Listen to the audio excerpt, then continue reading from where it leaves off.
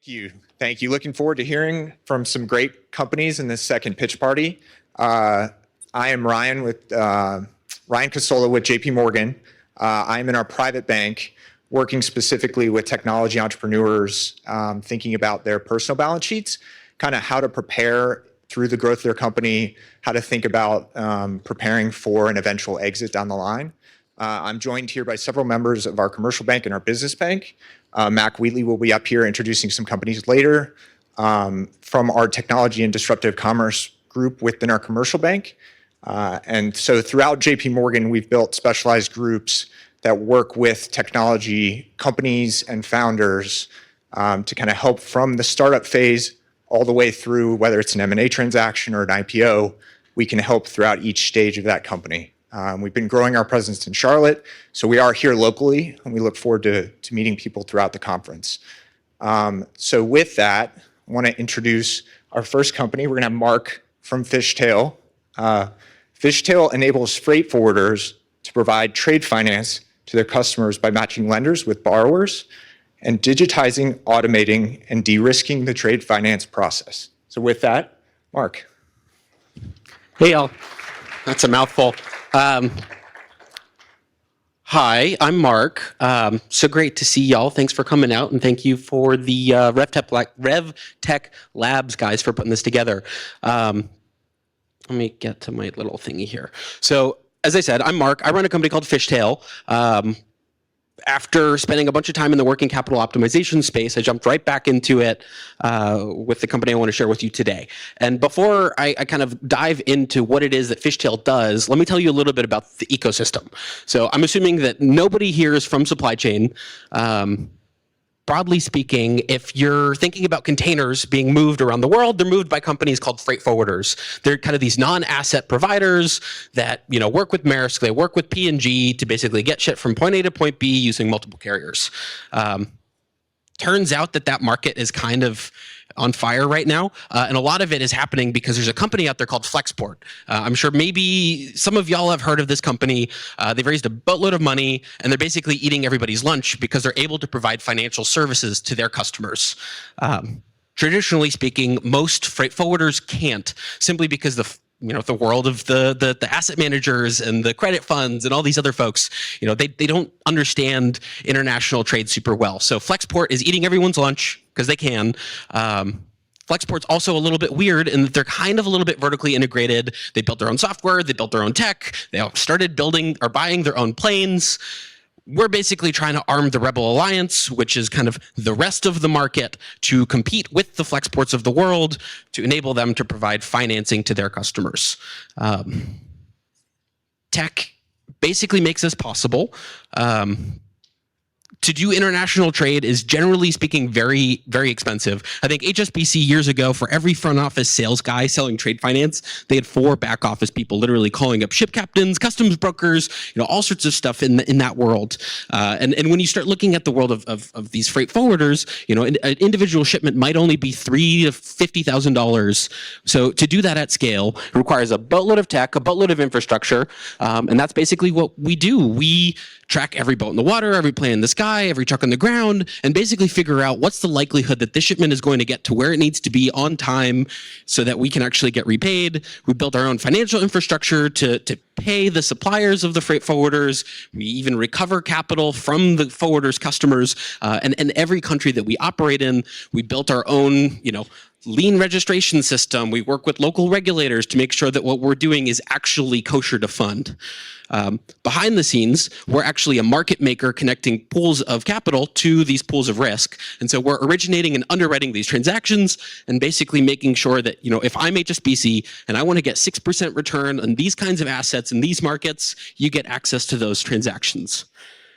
On top of all this, we even have an ESG product where we're continuously predicting the CO2 emissions for everything that moves, every boat in the water, every plane in the sky, and using that as a mechanism to enable trade finance to become an ESG investable asset class. And the way that works is we basically tie the interest rate to the amount of CO2 that gets emitted for a thing. Because it turns out that, 2 boats going from point A to point B, one will emit 4 times as much CO2 as the next, and it's a nightmare. The way that we work is we embed ourselves directly into the logistics company's software. put some walls around the company, embed ourselves kind of as their white labeled capital solution. Trade finance is a huge space. I think you're looking at like a $10 trillion a year thing. We kind of embed ourselves into the freight forwarder ecosystem as the high leverage point, because I have zero interest in building out a huge sales team going to SMBs all over the world. The core business model is relatively straightforward. We have a white labeled solution that embeds ourselves into the workflow, as I said earlier, where we will also pay suppliers, we'll handle buyer invoicing, we'll do all sorts of fun supply chain analysis to make sure that, Walmart's not hitting you with any fees. We're an insanely talented group of folks, if I can't say so myself. The guy running our trade finance team used to run one of the largest trade finance funds in Asia. We've got a partner who used to run the supply chain practice at Deloitte, a bunch of crazy data people, even the CTO of SunGard, who's helping us on the underwriting side. Whew, getting out of breath. And that's mostly it. We've raised some money. We're doing a boatload of volume. I think this month we've done $2 million so far in transactions. We're growing at like 40% month over month. If y'all want to learn more about us, please grab me over there, and hopefully I'll be less out of breath. So thank you.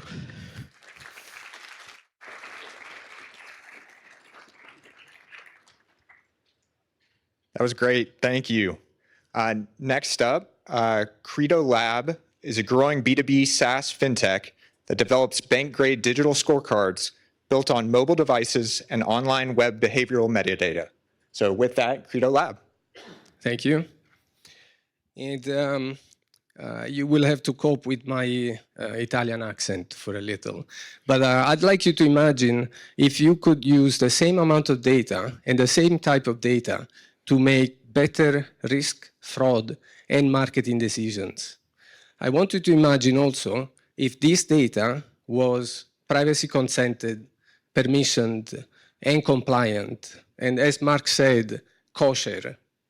Now, what if I told you that this data is already available into the mobile app of your company or the website that you use today?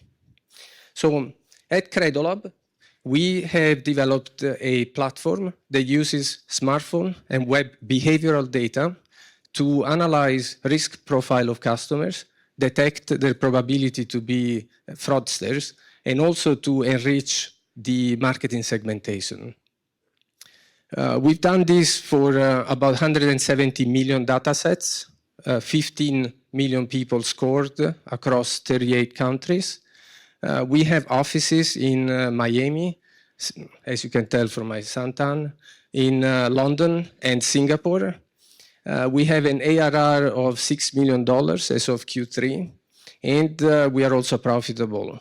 We work with about 135 financial institutions globally, from traditional banks to neobanks, buy now, pay later, and all sorts of digital lenders, including early wage access, for instance, or single payment loan providers. We are a partner of Equifax and TransUnion as well. What problem are we solving? Lack of data. In the US in particular, I was a white-collar immigrant. I couldn't get access to credit. Why? Because I don't have a FICO score. And banks, digital lenders, don't have enough data to assess my probability to miss a payment, or to check my affordability, or to be able to identify me as a potential fraudster. Now, false positives, false negatives, this is more for data science teams. But the point is that the same amount of data, same type of data, can help you solve different problems. And all of this without processing any personal data, none whatsoever, and without adding friction to the onboarding process. So it's as smooth as it can be to collect data that is kosher and is also predictive. From a subscription, from a revenue model point of view, we are a SaaS company, B2B, and we charge a subscription to our clients, and once the model is developed, they pay per use, just like credit bureaus. Depending on how many scores you pull, how many checks you do, then you pay per score, per check retrieved. The more checks you do, the less you pay on average. In terms of traction, we have doubled our revenue.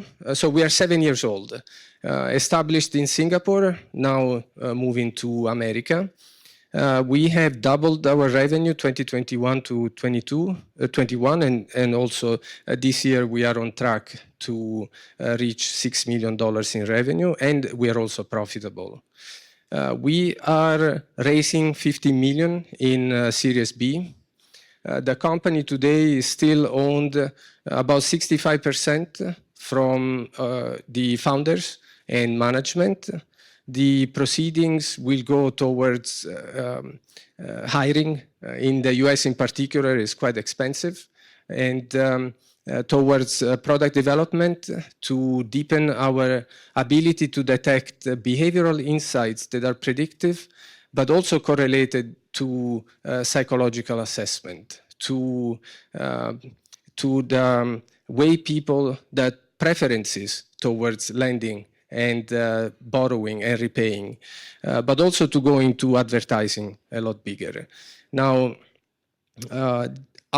we have raised 8.1 million so far. We still have about 2 in cash on hand. So the idea of raising money now is really to push on the accelerator, bring our technology to the US, where we already have 6 clients, but we can do a lot more. And I'll be here until tomorrow. My jacket is easy to recognize. Please come say hi if you want to talk more. Thank you very much.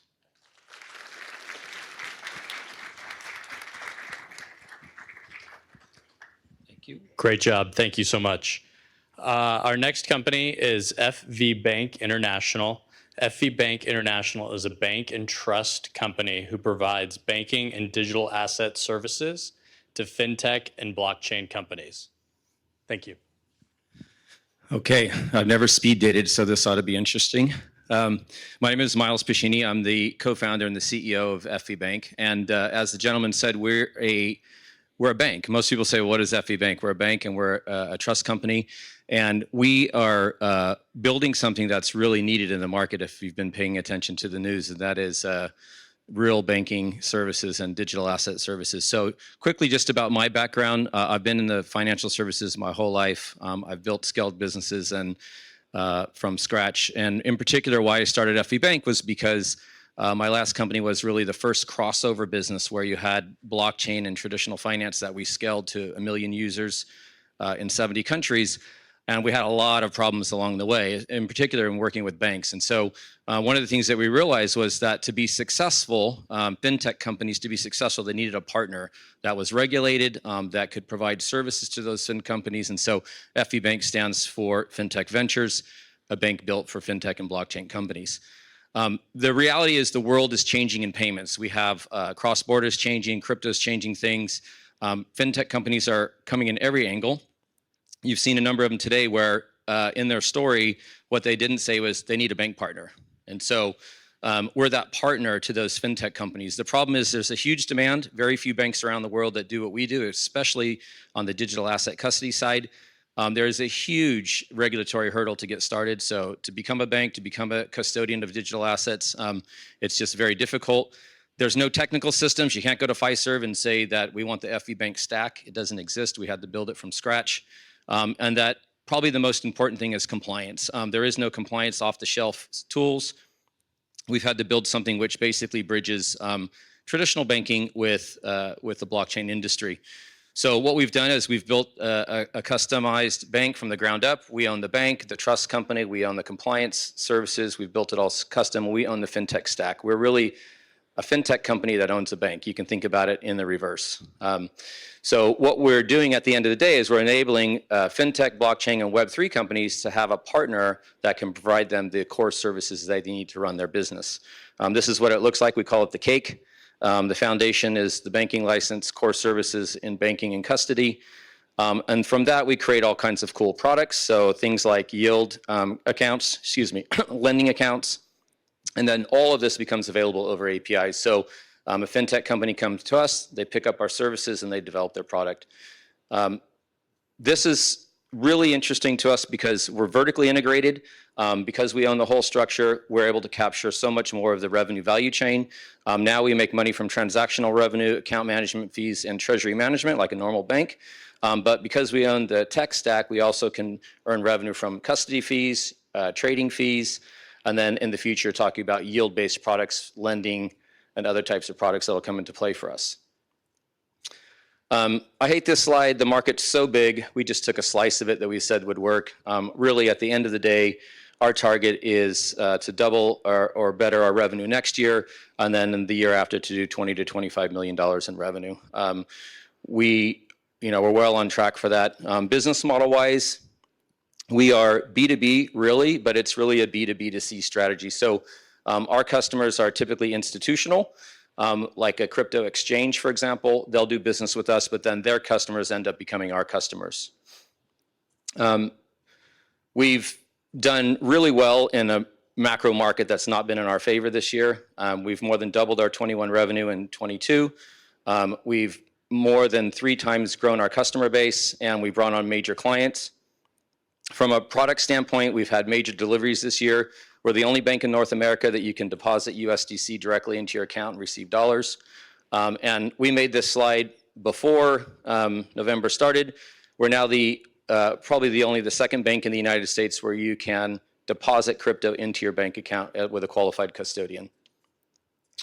Not enough time for this slide, but we really tick the boxes in comparison. I think the key thing is that we are a bank of trust, and we are a digital asset custodian, and we own the tech stack. It really separates us.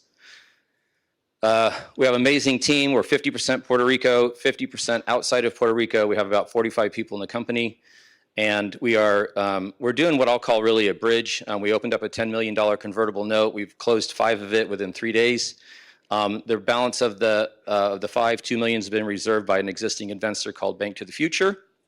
And this is really just setting us up for a growth round that we'll do in 23. Thank you very much. Hopefully we can meet up and talk and learn more about what we're doing after this. Thank you.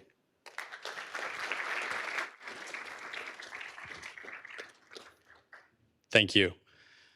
Our next presentation is from Coinect SA. Coinect is a cybersecurity and insurance tech company. They provide services and platforms for cyber risk assessment, mitigation, and incident response.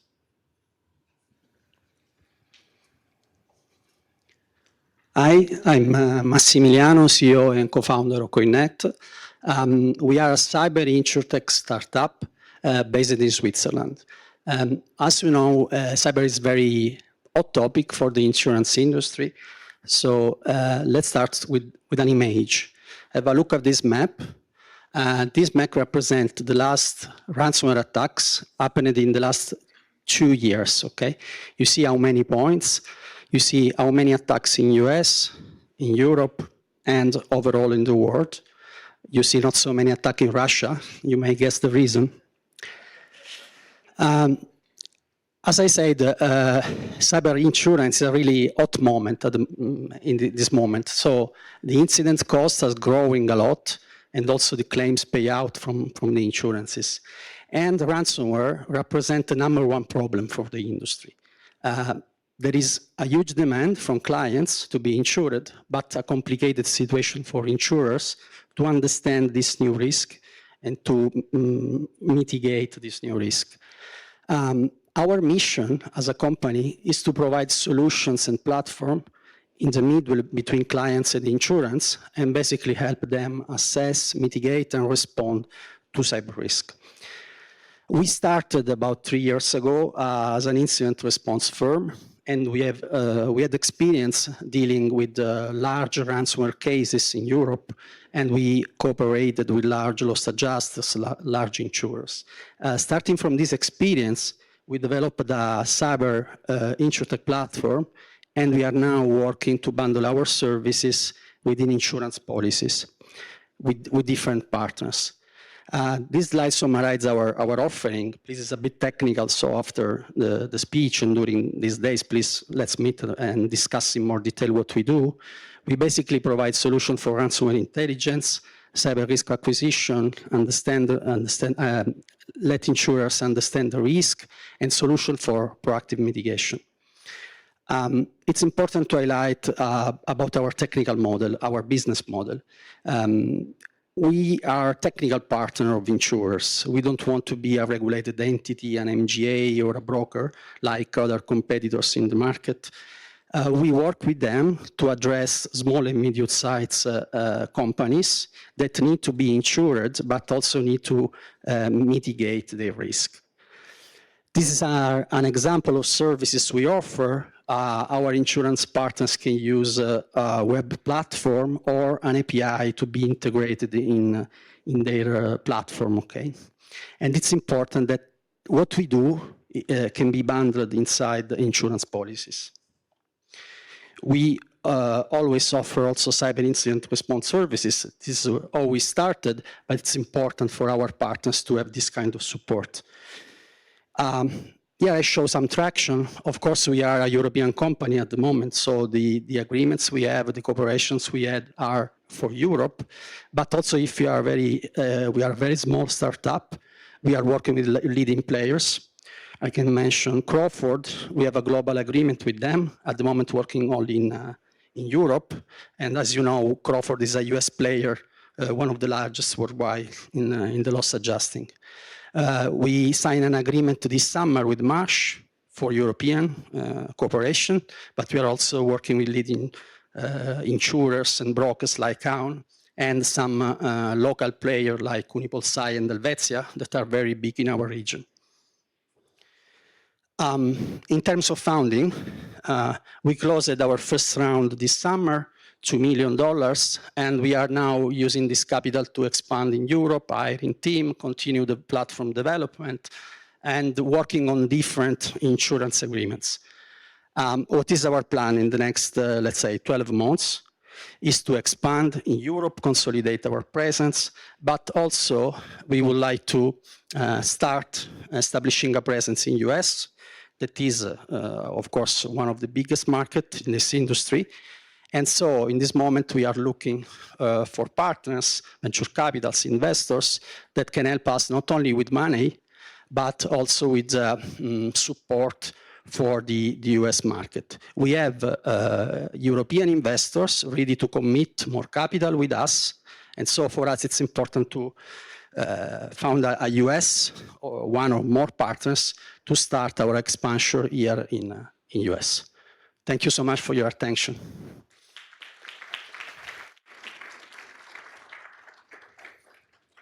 Thank you. Our next company, Agingo, has created a more efficient layer, one blockchain technology that is fast, secure, and useful. Agingo?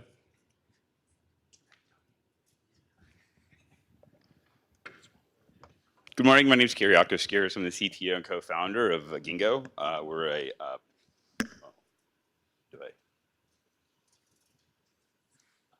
there we go. Sorry, and it's in front of me.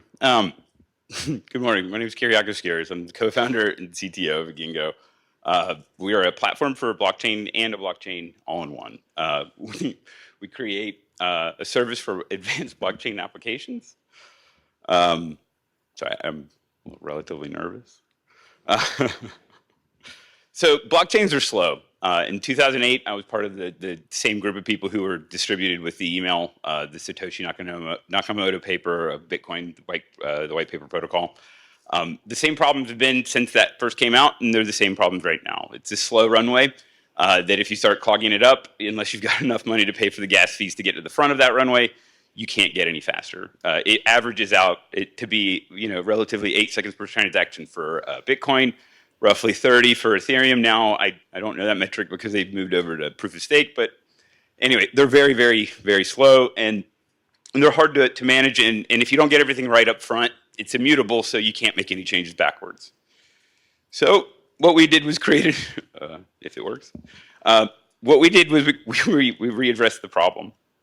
I think this is out of order, but we created a new token. And unlike other blockchains, what we did was we actually made a token instead of an indexable object inside of a ledger. What we did was we actually made an object of it. We pass information to and from. You're able to actually give the tokens. In computing, it's called an active message type. You're able to co-process with the information through ciphertext. You never read the information out. You're able to put all the rules in it to abide by compliance, whether that's FAFSA, SWIFT, or anything. You can define transaction types on top of this, where you can create an envelope, how it's supposed to be delivered, and all the handling instructions in all participating parties in each and every individual token. If I can push it. So the way that we did this was by creating a new way of preventing forgery. And this is the reason why the soccer ball, I really like soccer, but if we're all in a stadium, like typical blockchain is that everybody's going to whisper and tell everybody what just happened every kick of the play, all right? And you got to go around the entire thing and 51% has to get it. What we did was we said, we all know what a ball looks like. We just need to complete that image and get the ball from this side to that side. So we need enough people to see it at what resolution to be able to see it so that it makes it there. Otherwise, like think like, you know, somebody like if I crowd surfed, right? You know, you need enough hands to hold me up. All right, so what we do is track all of that all the way through. And it's completely mutable and it's all stored inside the token itself. Whoops. So this is the competitive differentiators, the picture of the landing strip.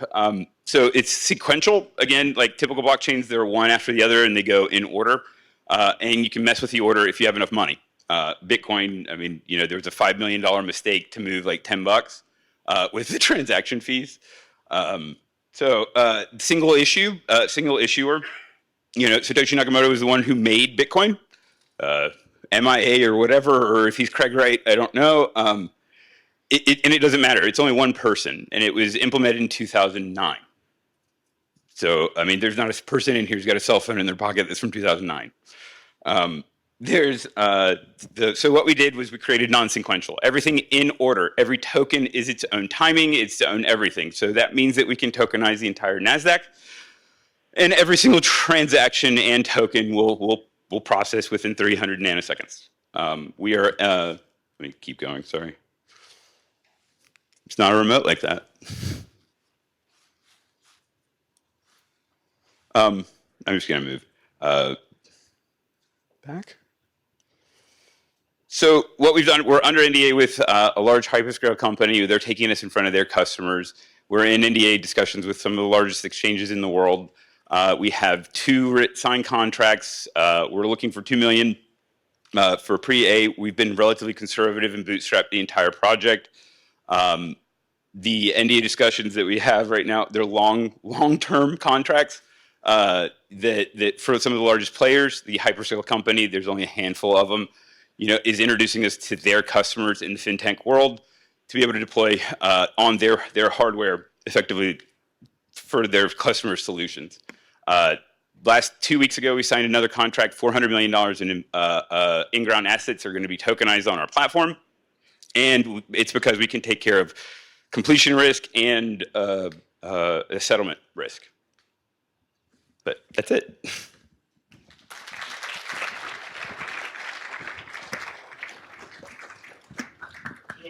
Thank you. Can we get one more round of applause for the companies that just presented? Great job. Thank you to all the founders who have pitched this morning. Just as a reminder to check out their one-page investment on Crowdworks, and they'd be happy to connect with you at any point throughout this event. But with that, that wraps up our morning session. So feel free to continue to network and grab some lunch, but appreciate everyone being here. Thank you.